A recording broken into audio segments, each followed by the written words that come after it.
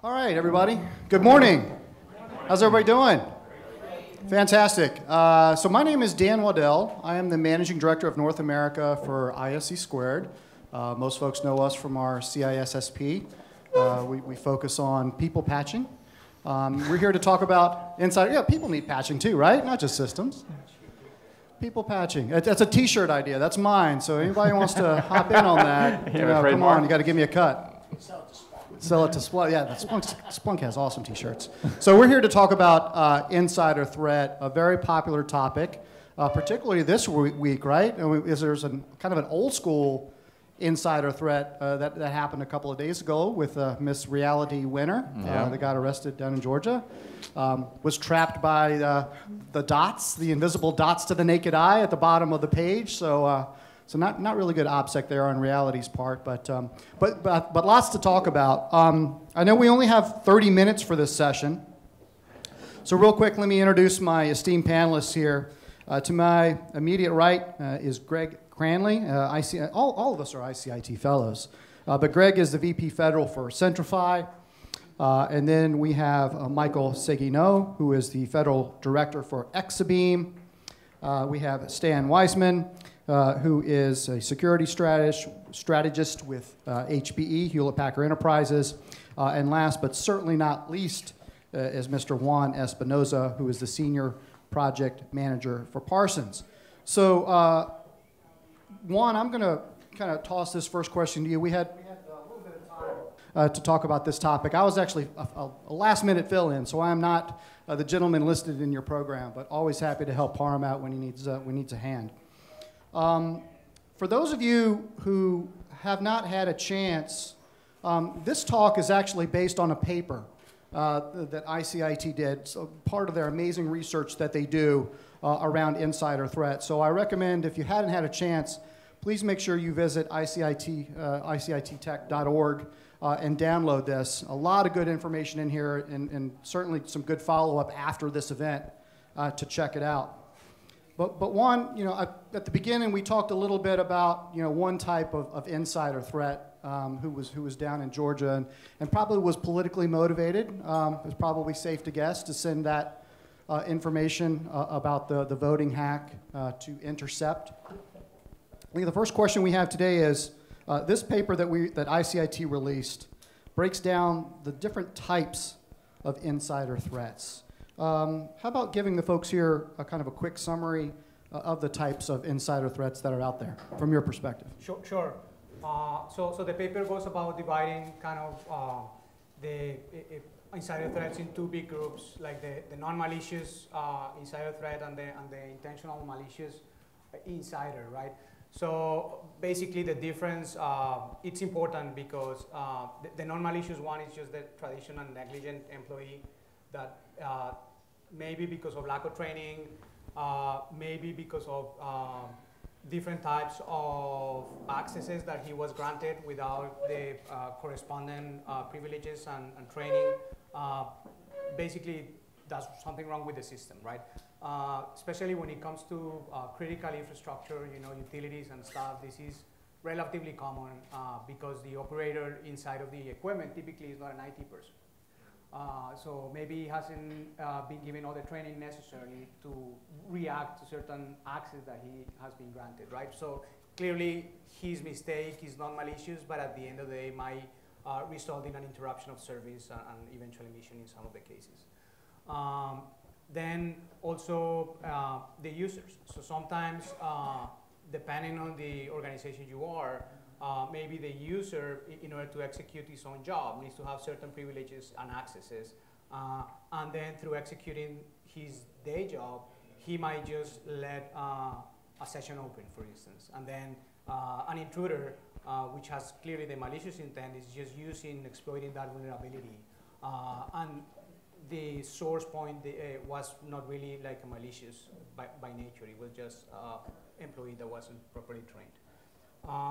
And then the malicious one is something that is a little bit more popular and is a little bit better identified, but it's somebody that was hired and passed through all the security screens and clearances processes to be in that position of critical access, and then through some sort of political propaganda or financial interest, it's been convinced of turn access to a malicious outsider.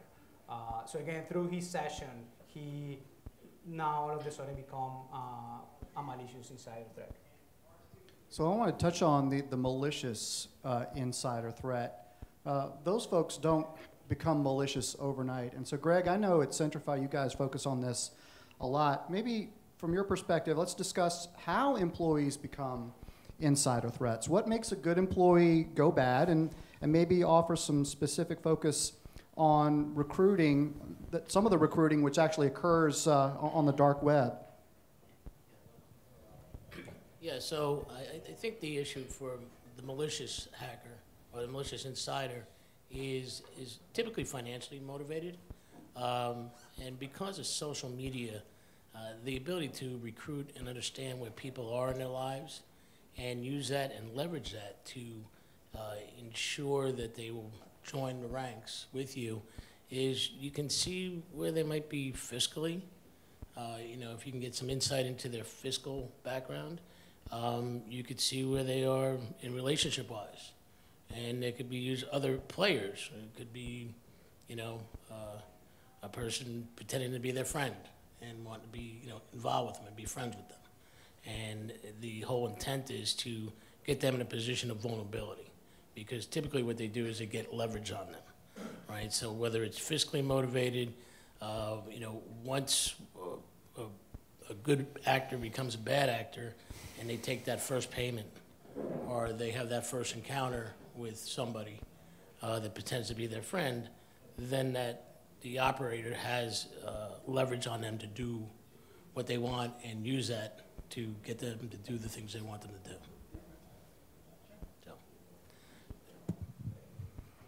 So Stan, I know at HPE, you and your teams have really focused on helping organizations build insider threat programs for real-world success.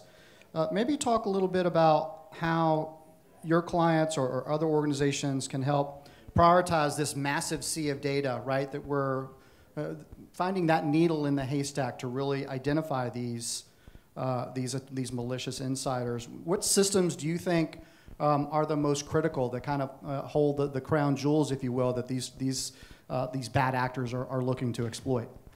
Sure, Dan. I mean, so as far as setting up a program, you know, it does take people, process, and technology. And one of the things that I think you have to be aware of is you just can't throw technology at the problem without having the other two components. And I've had some customers that, you know, I'm a vendor, but just buying the technology without having the understanding of what you're trying to solve is not going to work. And so you need to understand the context, understand the use cases. So for example, a power company that we work with, yes, data exploitation, you know, the leakage of data is a concern. Is that their highest concern? No. They're worried about sabotage, they're worried about violence and theft.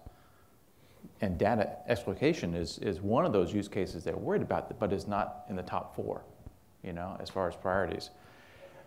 One of the things, as far as what's successful, I mean, I think you have to have people with the right mindset, you know, potentially have folks with investigative kind of backgrounds, but also have technology folks integrated into that team. Some organizations are setting up separate fusion centers or separate organizations to actually do the insider threat analysis from their SOC or security operations. I think you may want to have some kind of correlation though, because you could have the security incident event management system, the SIEM, do some of this detection of, you know, if it's rule-based, and you could leverage user and entity-based analytics in the Fusion Center to detect behavior kind of issues that potentially would not be detected by your SOC and your SIEM. But they can also share information and work together. The other thing I think makes it more successful is if you have top cover. If you have executive sponsorship making this a priority, that helps you break down some of these barriers, these walls between organizations. So, for example, if you need to have access from corporate security and their badge logs, you need access to, performance review information from HR. Well, if you have that top cover, and when you go to those division heads, you can get that support more readily than if you're just begging for, I really need to have this for my program, and they just are going to stonewall you. So I think having executive support makes a big difference as well. So you mentioned at the top, kind of this people, process, technology. I'm going to toss this up to anybody, and so please kind of jump in here if you think you have some good thoughts. Anytime I think people, process, technology, I think of risk management 101. So when you are talking with your clients and they're asking, how can I effectively gauge risk within my environment to look for the insider threat? Risk management, measuring the threats, measuring the vulnerabilities. What advice can you give to the head of the agency or to the CEO that's looking, how do I measure risk when I need to consider the insider threat? Give that a chance. I'll take a shot at this. I'd say first, I think it's not as easy as understanding just simple risk calculations. I'd say if you look at this room, everybody here is a security expert, but everybody has a level of risk that everybody here could be a potential insider. And you have to start with that. So first thing is understanding everybody in your organization is part of that threat space. Not only are they, but their immediate family, friends are as well through social media.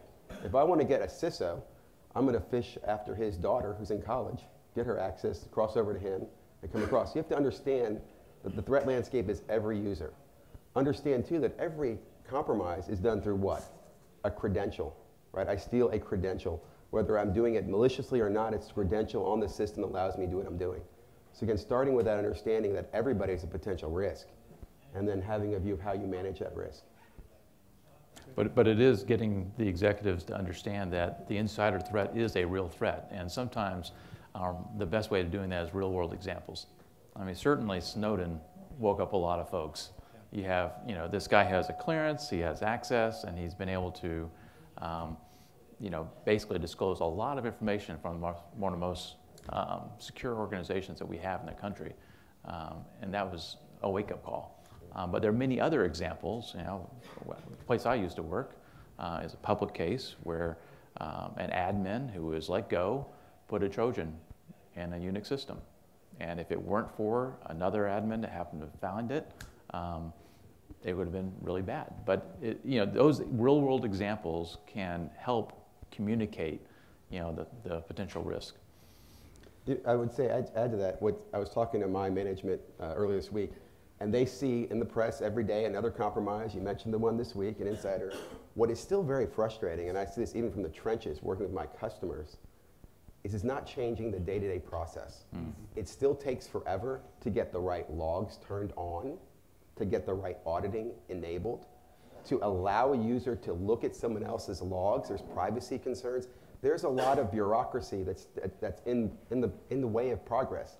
And it's almost sad. If this is a battlefield, people are dying every day. We're getting hacked and people are dying by the dozens. Yeah.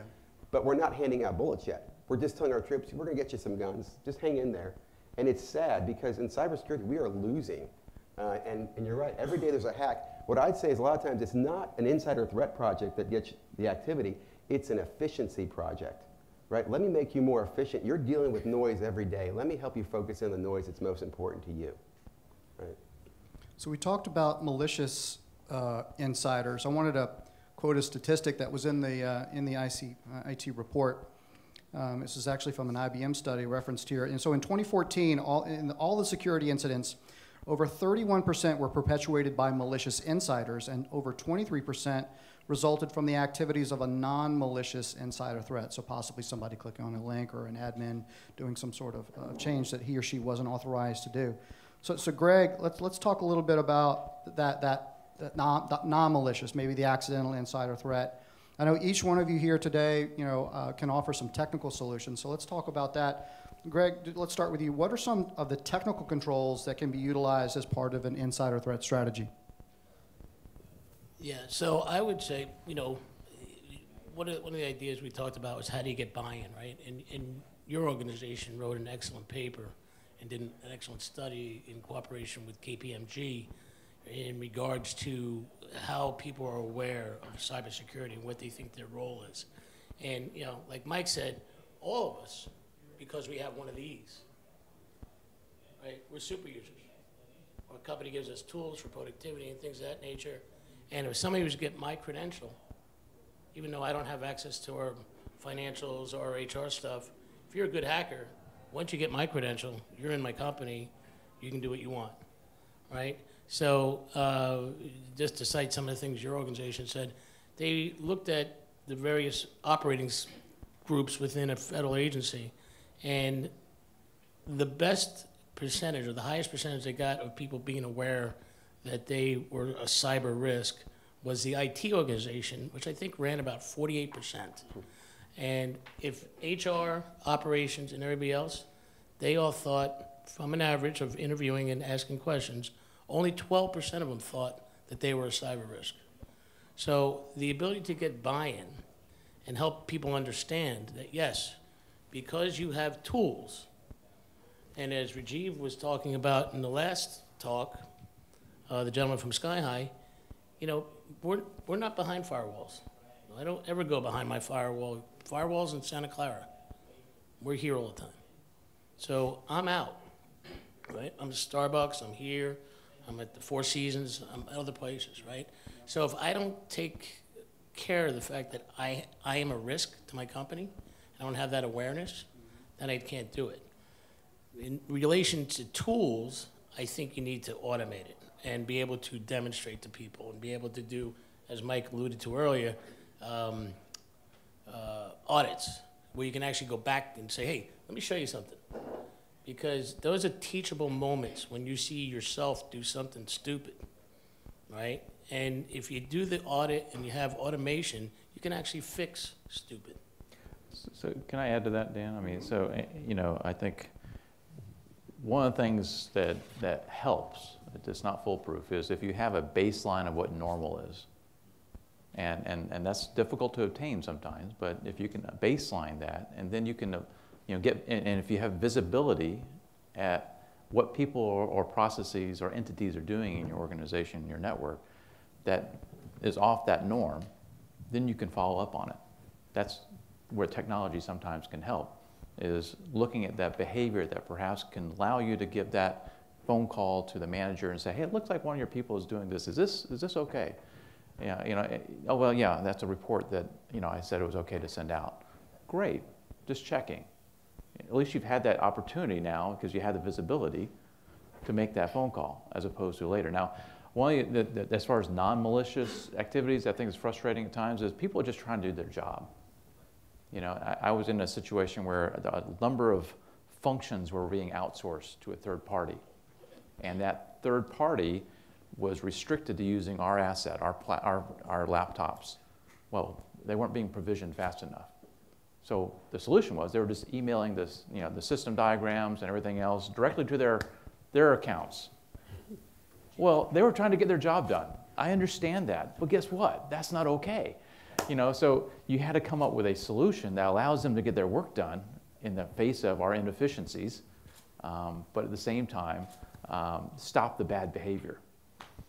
I would say I've seen some of our commercial customers looking at good behavior projects, right? So they can see an email going out to Yahoo account. Oh, I see you've emailed to your Yahoo account. Did you mean to send it to your corporate email account? Right? It's a redirect, but it also lets the person know, almost like electric fence, right? There's a boundary I can't see, and we but are I know watching it's you. available. Right. Yeah, right? yeah, I think you gotta let them know you're looking. Right. And the privacy thing, you know, I don't know. I'm torn on that. I think if you're using an organization's assets and you're using their tools, then it's fair game. Well, I can watch what you're doing. What we've seen though there is, again, if you look at insider threat, as a SOC team, I'm working a SOC team and I see a potential attack from an insider. I don't want to accuse, in my example, Barbara Salazar, who we use in our demos, Barbara Salazar being an insider. What I want to do is know there's something going wrong with her credentials and identify that. So what we're seeing is customers asking us to obfuscate the data.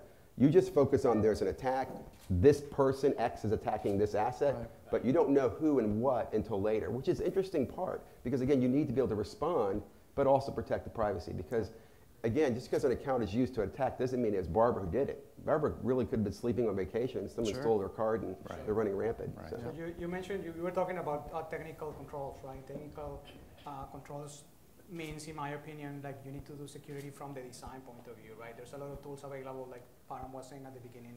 But sometimes there's not really a shortcut. You need to start by the design of your architecture. You need to think about separation of networks.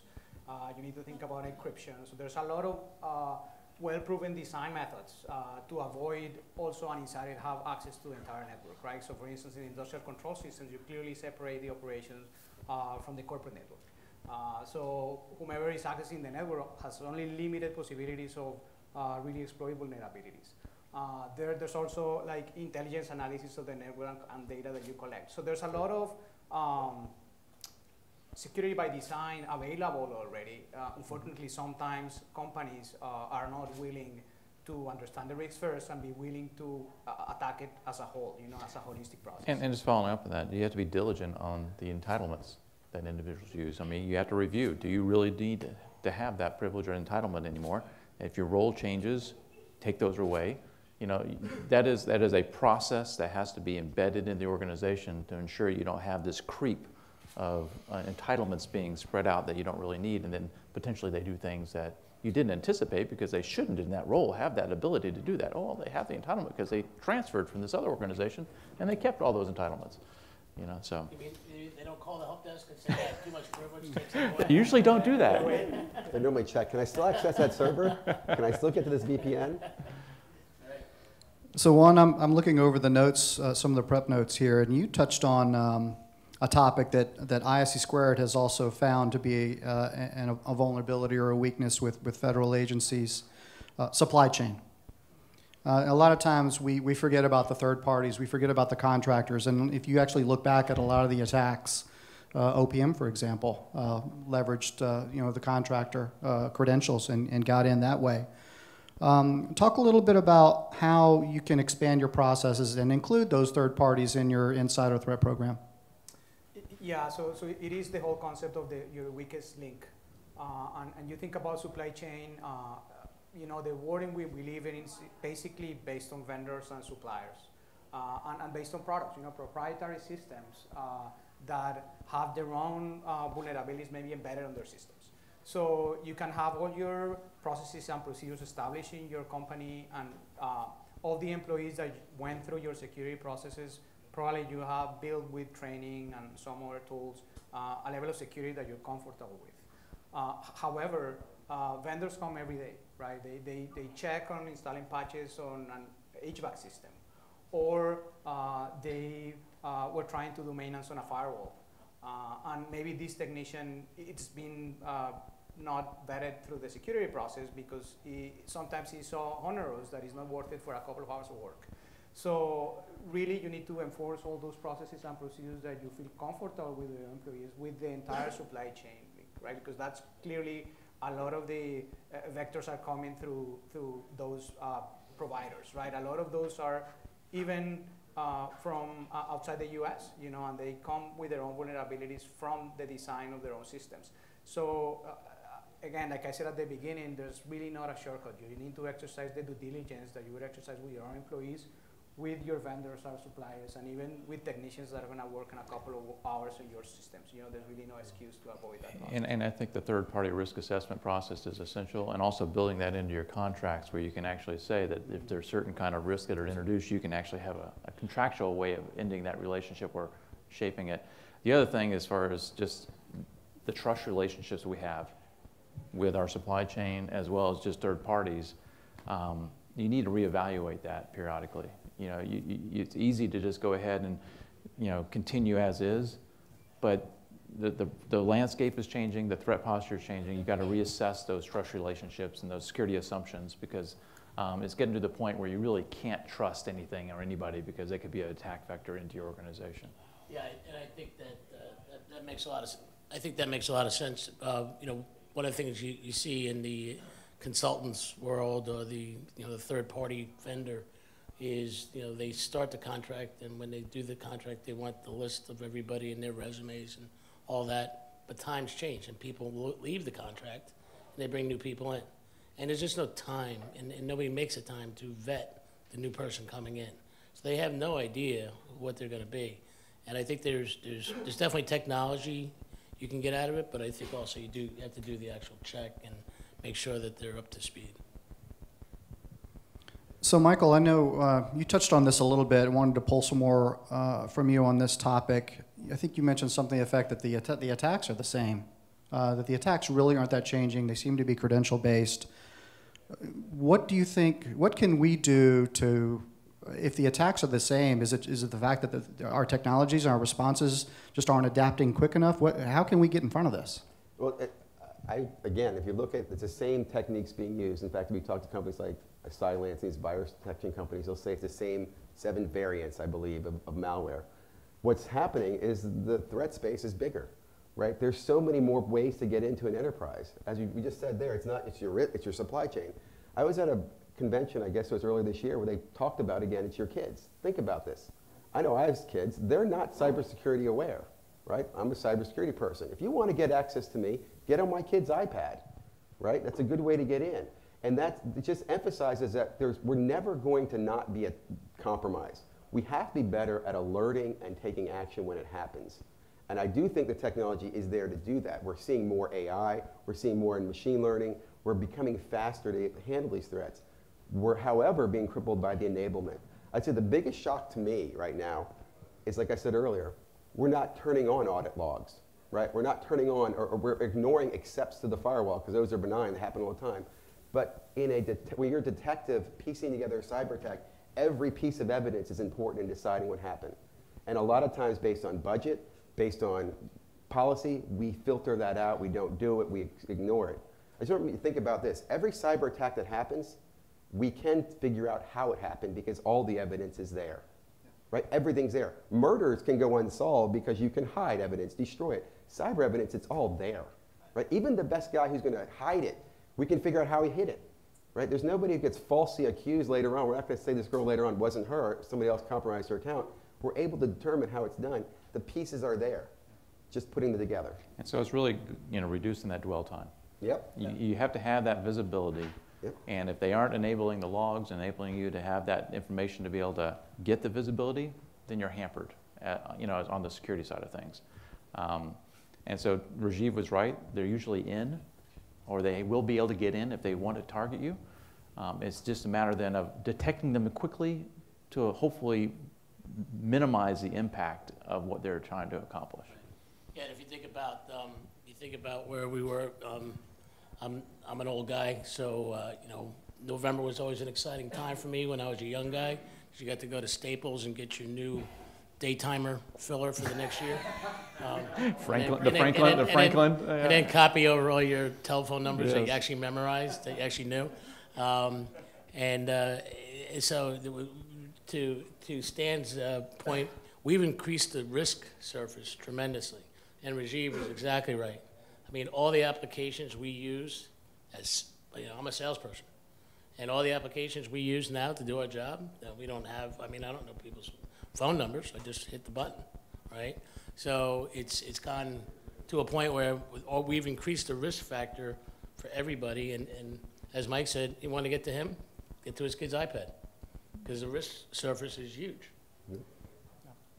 So I think we have a couple of minutes left. I did want to give an opportunity for folks if they had a question.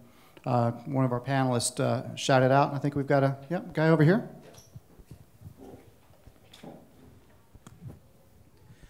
So at the beginning, you talked about risk a little bit and reporting risk, insider risk. How do you see insider threat risk relating to system risk, organizational risk? Do you report them separately? Do you think they affect each other? And risk ratings ought to be changed in how they affect each other? I think that they are separate. I think that the people risk is higher. I think the systems are pretty good. I think the firewall organizations and the IDSs and the IPSs are doing a good job. And I think that's the hardest way for someone to get in. The easiest way for anybody to get in is to steal their credential. It's just far easier.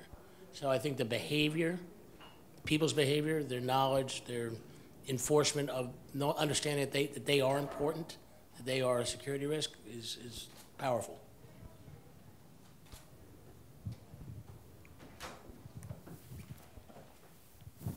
Hello, good afternoon. My name is Rohit Pasam.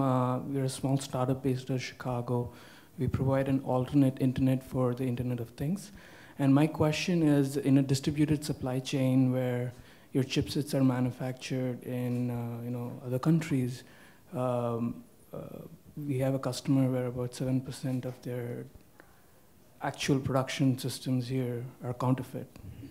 And how would you define insider threat in such a scenario when it's not a person, but it's probably a bot that will come alive sometime?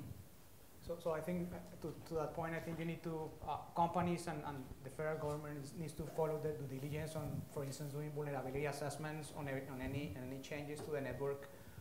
There's some processes for that. Basically what companies are defining is a very stringent change management control, right? So any new device that is going to your network, any new process, any new patch needs to be subject to a vulnerability test. So, because you cannot possibly assess the complete supply chain of every vendor, right? So it's just before you validate that particular product, then you need to exercise your due diligence doing the vulnerability testing. Even if it's a trusted vendor, because it's a dynamic environment, right? It changes all the time, right? So your processes, your testing methodology needs to be updated, regularly to accommodate that risk that you're clearly establishing, which is true, right? It's impossible to assess every single aspect of the supply chain. And also getting some kind of, again, one of the things that is really important is trying to get some kind of validity that it is truly coming from the authorized source, right? So one of the things that HP just rolled out this week is silicon fingerprinting for our Gen 10 servers, and protections against firmware changes.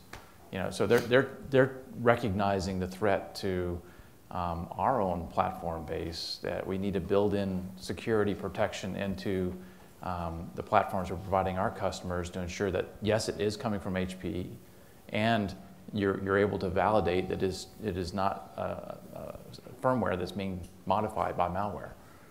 And so I think those kind of protections and that built-in resiliency needs to be something we need to encourage and actually consume. We need to buy those kind of products. Yeah. So unfortunately, we're out of time. You guys are going to stick around for a few hours, right, for the rest of the event. So I'm sure they'd love for you guys to come up and chat a bit more. How about a round of applause for the panelists? Thanks, guys. All right. Enjoy the rest of the event. Appreciate it. Hey, Michael.